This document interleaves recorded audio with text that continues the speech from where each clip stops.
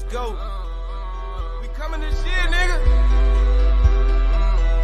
Ain't nothing free, so I gotta get mine. I gotta get mine. I gotta get mine. Ain't nothing free, so I gotta get mine. I gotta get mine. I gotta get mine. Ain't nothing free, so I gotta get mine. I gotta get mine. I gotta get. Ain't nothing free, so I gotta get mine. I gotta get mine. I gotta get mine. Hey, let me elaborate.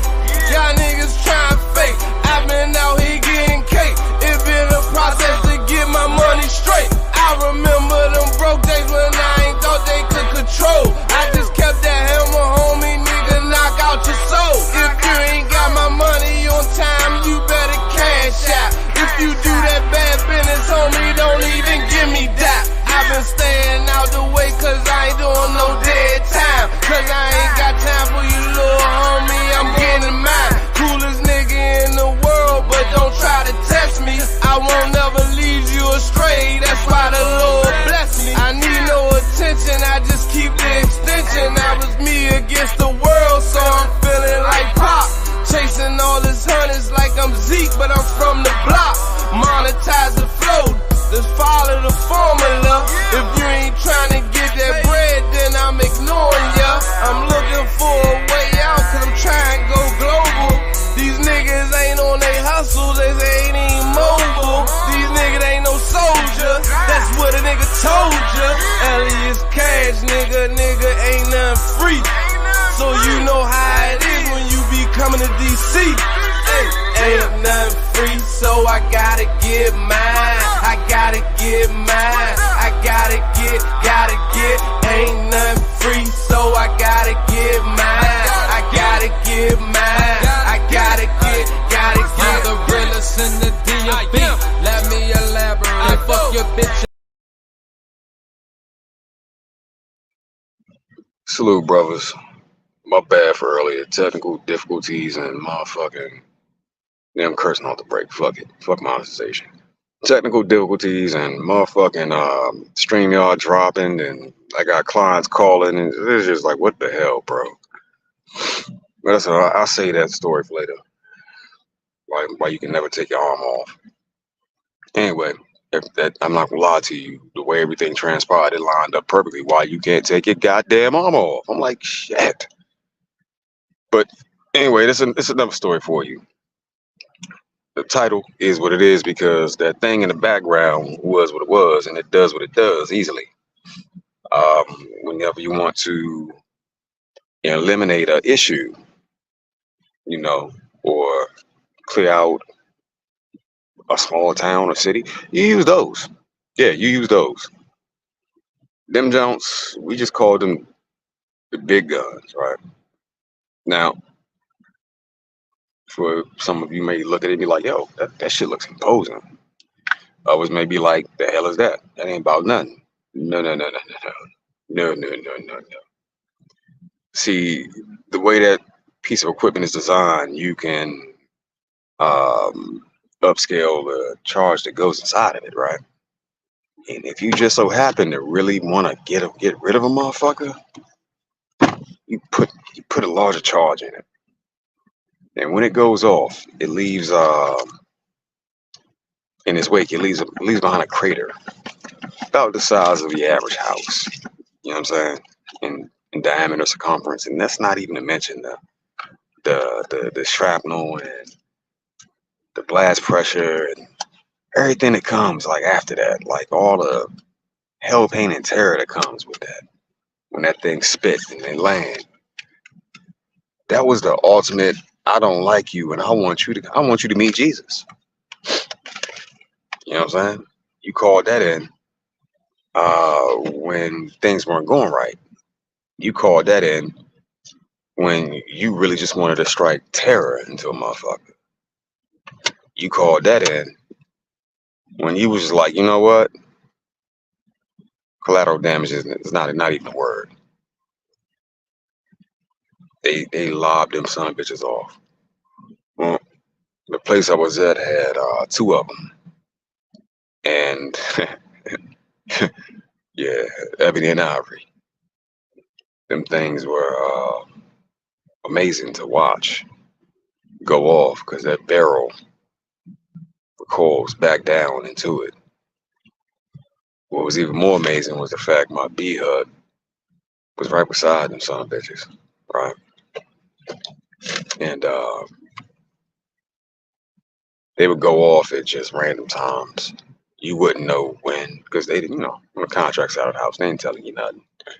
That's number one. Number two, you could be asleep at 3 a.m. in the morning, and all of a sudden, they going off in synchronized order.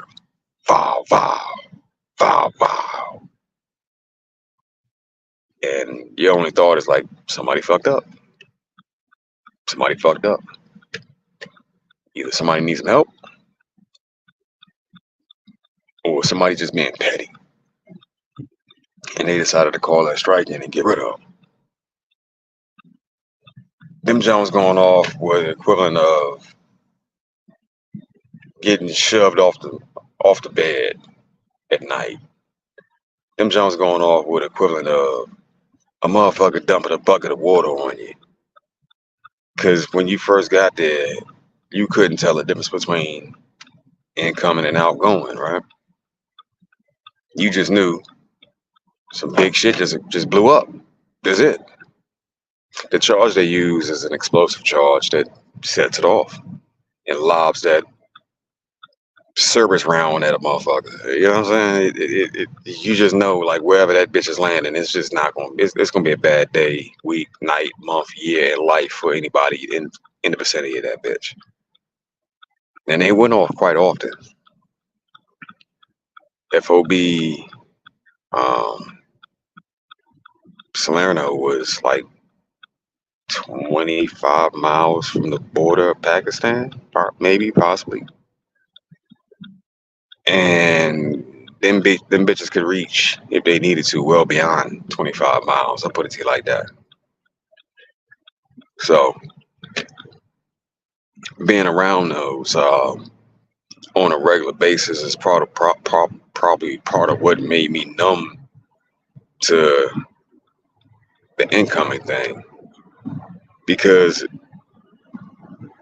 when I first got there, I was like everybody else. I was twitchy, flinching for every little thing going off. But being as though my living quarters were right next to them motherfuckers, I didn't have much of a choice but to get used to it. So I did.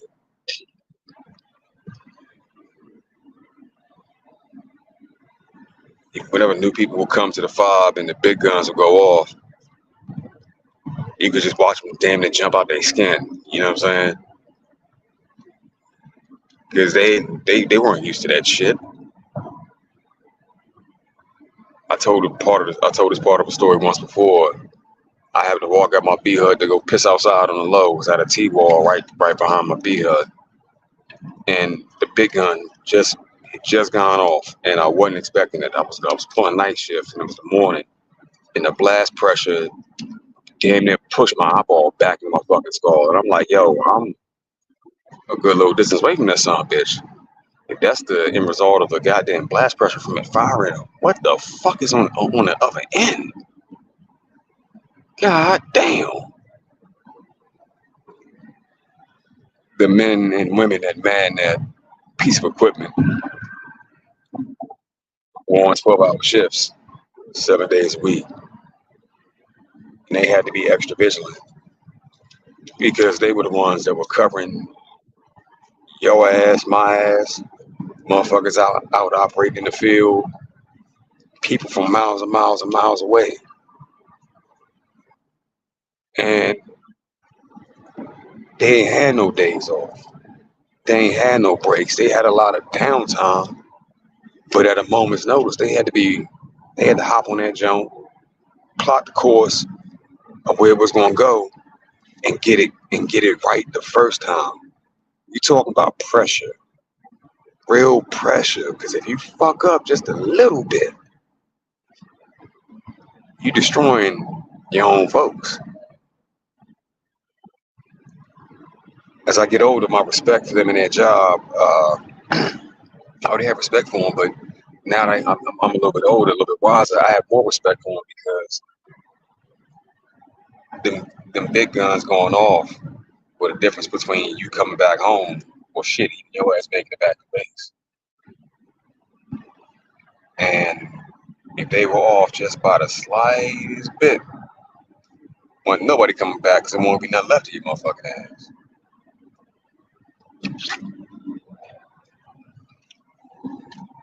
I remember laughing and joking with some individuals of the crews, because those the people that operated those, they just stayed to themselves, you know, amongst their own little inner circle. And I respected it. But whenever I did interact with some of them, I remember laughing and joking with them. They was like, "Yeah, nah, this shit is real. Like, you can't fuck up at all. You can't fuck up at all. Everyone has to operate like a well-oiled machine constantly. You could be in the middle of a motherfucking wet dream, but you better wake your ass up and be prepared to fire that son of a bitch off just because you support." And when he put it to me like that, I'm like, damn. But throughout the day, throughout the night, throughout the evening, those guns would go off.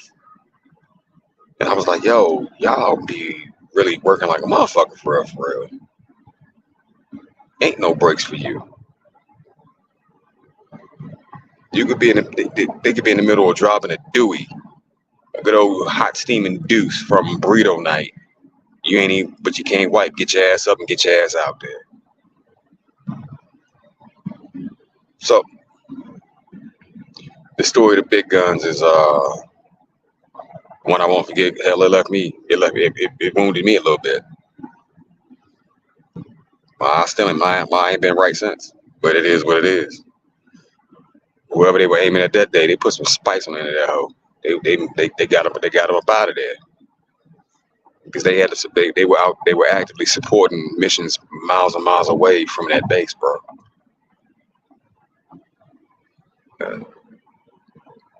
Individuals would call in fire and they'd be right there. Salute to my folks in uniform that worked as artillery, that worked in artillery. I've seen you work, and I know how effective y'all are. And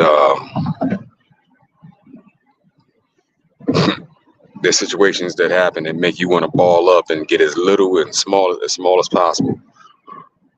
But when you know you got individuals like that ready to rain them jumps down for you, it makes you feel a little bit better.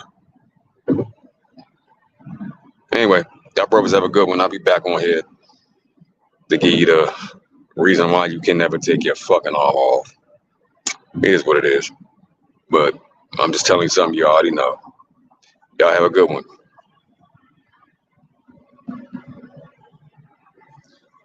Tevin King, salute. Saul, salute. Y'all brothers, be easy. Be safe. Be blessed and be productive. We out.